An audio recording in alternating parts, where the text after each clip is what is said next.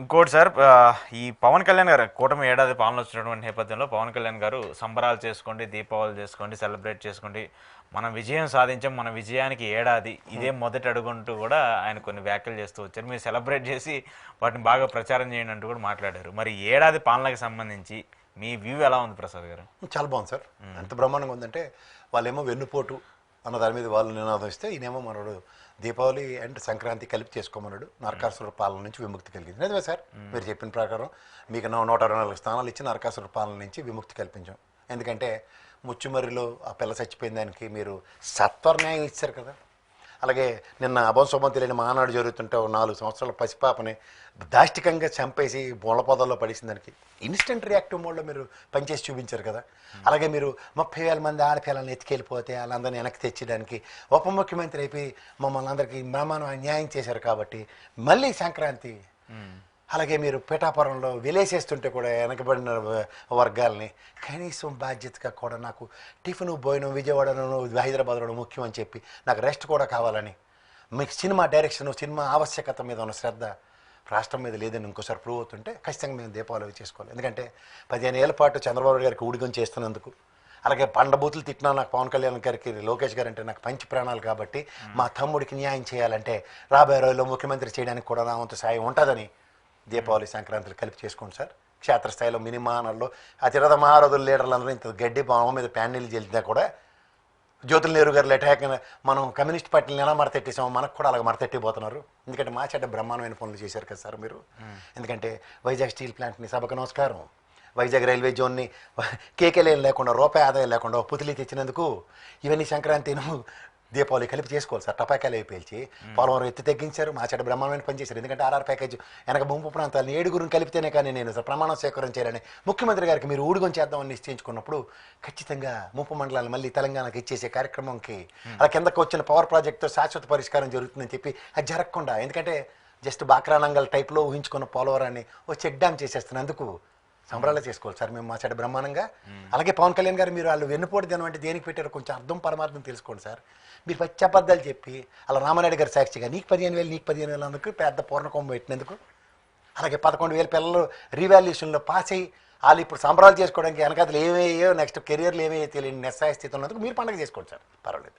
మీరు చంద్రబాబు గారు లోకేష్ గారు కొత్త హెలికాప్టర్ విమానాలు కొనుక్కుని బ్రహ్మాండమైన పండుగలు చేసుకుంటుంటే అదే మేము అందరం ఉంచేసుకుని మేము చేసేసుకుంటున్నాం అన్న భ్రమల్లో మీరుంటే నిన్నే జిఎస్టీ కౌన్సిల్ ఇచ్చిన దాంట్లో మనం ఎక్కడ బెచ్చాట ఆడుకుంటున్నాం సార్ చూసుకుంటే మళ్ళీ లడాక్తోనే మా చెడ్డ బ్రహ్మాండమైన పోటీ పడ్డున్నాం. దీనికి మీకు సంబరాలు వాళ్ళు వెన్నుపోటు అంటే అలా రామారెడ్డి చెప్పినట్టు 16, 15, 10,000 నోట్లో మట్టి కొట్టినందుకు, ఎందుకంటే మీ నరేంద్ర మోడీ గారి నోట్లో మట్టి నీళ్ళే పోసారు కాబట్టి.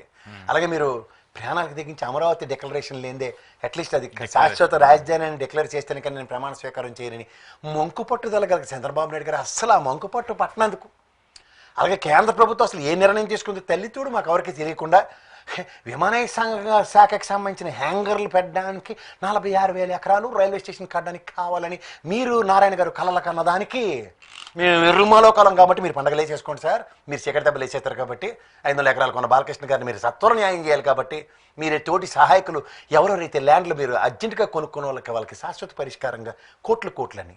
ఎందుకంటే నాకు తెలిసి కేంద్ర ప్రభుత్వం కనుక విమానయ శాఖ ఎక్స్పాండ్ చేస్తానంటే ఆర్ఆర్ చట్టం 2013 ప్రకారం ఇంత డబ్బులు కాంపన్సేషన్ ఒక ల్యాండ్కి అక్విజిషన్స్కి తీసుకుంటున్నామని చెప్పిస్తే ఓ రైల్వే స్టేషన్ అంటే విమానాశ్రయం అంటే దాని తాతల తలలనే అమరావతి మీరు కట్టబోయే అద్భుతాలు కూడా తెచ్చేసుకోండి, మాకే అభ్యంతరలే.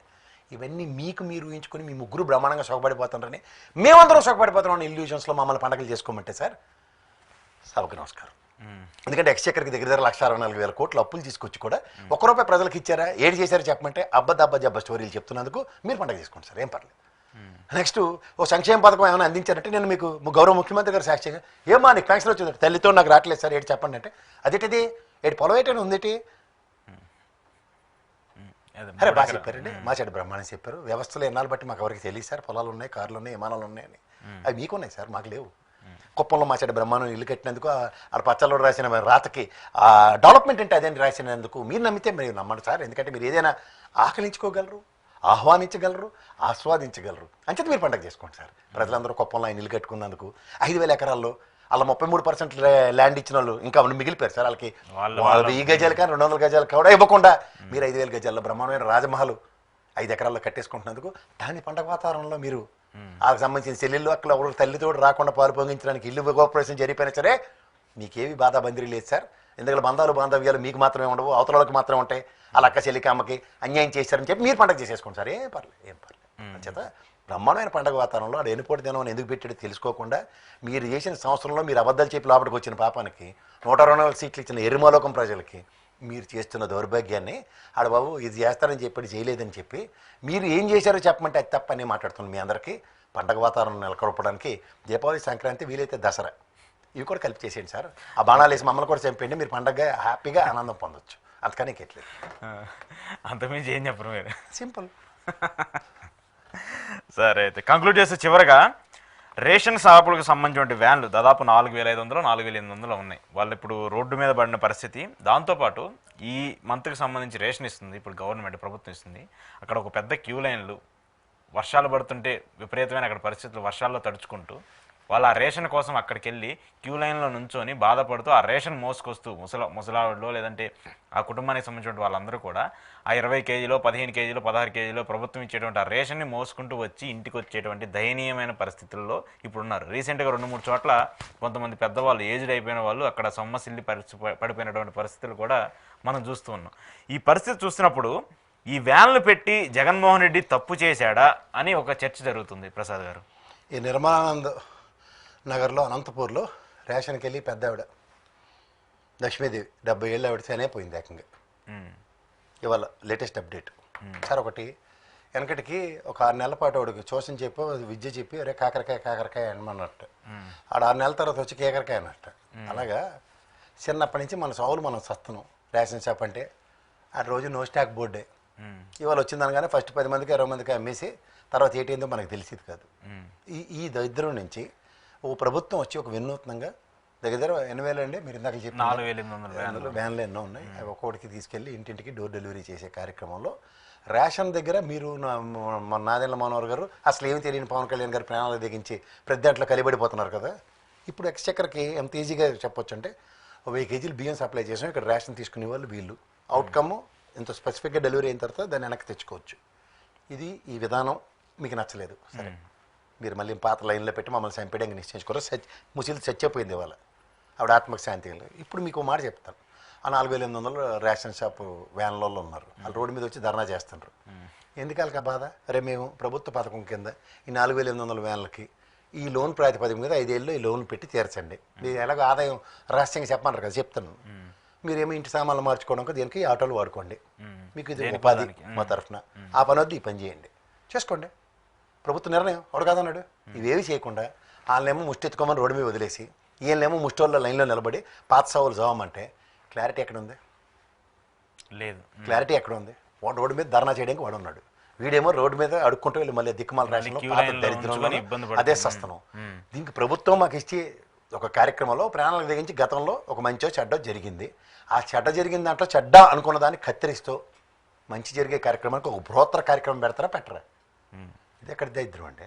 ఇది ఎక్కడ దరిద్రం? దీనికి 14 ఏళ్ళు ప్లస్ ఈ సంవత్సరం కలిపితే 15 ఏళ్ళు అనుభవం ఉన్న మీలాంటి పెద్ద మనిషి చేయవలసిన పని అనేది ఎవడేస్తున్నాడు సార్ ఈ తప్పేల నిర్ణయాలు? ఎలక్షన్ల ముందు అంటే అలా కుక్కమూతి పిందికి ఉంటారు ప్రశాంత్ కిషోర్ గారు దరిద్రులు అందరూ. ఆయన జగన్మోహన్ రెడ్డిని తగలబెట్టారు, మిమ్మల్ని సగం తగలబెట్టి ముక్కుతో మురుగుతూ ఉన్న దగ్గర ప్రణాళిక దిగించి గెలుపు వచ్చింది.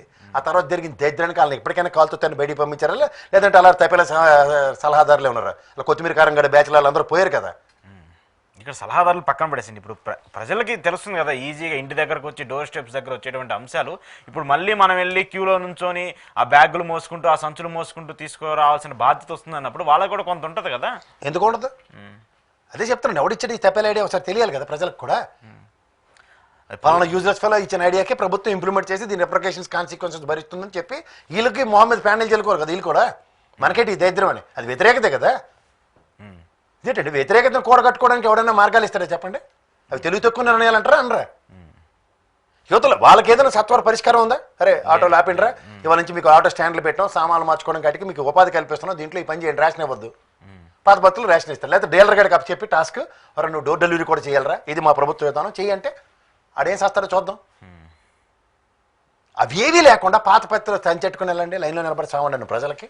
వాళ్ళేమో రోడ్డు మీద ఉద్యమాలు చేస్తారో సస్తారో మీ సావు మీరు సావండి అంటే ఇది ఎక్కడ విధానం అండి? ఇది ఎక్కడ విధానం? ఎంతమంది సరే నాకు అర్థం కాని పాయింట్ అంటే డైరెక్ట్గా డోర్ డెలివరీ చేస్తే జరిగినటువంటి అవినీతి ఇప్పుడు డోర్ డెలివరీ రాకుండా డైరెక్ట్గా డీలర్ దగ్గరికి వెళ్ళి వాళ్ళ దగ్గరికి వెళ్ళి తీసుకొని వస్తే అవినీతి జరగదనే దానికి అసలు ప్రాస్పెక్టివ్ ఏంటి? ఫస్ట్ స్టాక్లోనే మిస్ హ్యాండ్లింగ్ ఉంటుంది అక్కడ. ఆ లైన్లో నిలబడినోడికి ఇస్తాడు ఫస్ట్ వచ్చిన రోజు, 2 రోజు స్టాక్ లేదని బోర్డు పెడతాడు. ఏడు చేయగలరా? అంతే కదా. నిన్న మోట్లు ఉన్నాయంటే వాళ్ళు లేవని ఎవడన్నా మాట్లాడితే ఎవడన్నా మేకెట్ మీలటోళ్ళు నాలటం మా అయితే 2 సార్లు ఓవరాక్షన్ చేస్తారు. తర్వాత అంతే. అది ఇప్పుడు లెక్కపత్రం ఏముంటుంది సార్, నేను వచ్చి మొత్తం రేషన్ మొత్తం అందరూ ఎత్తుకెళ్ళిపోయారు సార్ అంటే ఏడు చేయగలదు నువ్వు? అది ఒక రోజులోనే అయిపోయిందని చెప్పేసి అయిపోయి ఎవడు మా చిన్నప్పుడు అదే కదా. అవును. మీకేమైనా కొత్త? లేదు లేదు. నా ఇంట్లో నేనే రేషన్ షాప్ అద్దెకిచ్చిన లైవ్ టెలికాస్ట్ చూసేవాడిని, రోజు జుట్లు పంచాయితీ. ఇప్పుడైతే ఆ తమ్ము పడట్లేదు, ఆ వేలు పడట్లేదు, వేలు ముద్ర పడట్లేదు అనేటువంటి ఇదొక గొడవ మళ్ళీ కొత్తగా. వాళ్ళు కోరి తెచ్చుకున్నారు సార్, మా చేతులు వేయట్లేదు. ఎవరి కర్మకు ఎవడ బాధ్యుడు. ఓకే. సో దీనివల్ల నష్టం తప్పితే లాభమే ఉండదు. మళ్ళీ ప్రజలు ఇబ్బంది పడటం, ప్రజలు ఉపయోగపడలేదు. సర్వీస్ చేసి వాళ్ళు సర్వీస్ ప్రొవైడర్స్ వాళ్ళు పాపం ఎవడు ఈ ప్రభుత్వం ప్రజల కోసం కాకుండా ఇంకా దేనికోసం ఉందో వాళ్ళనే తెలుసుకోమన్నాడు.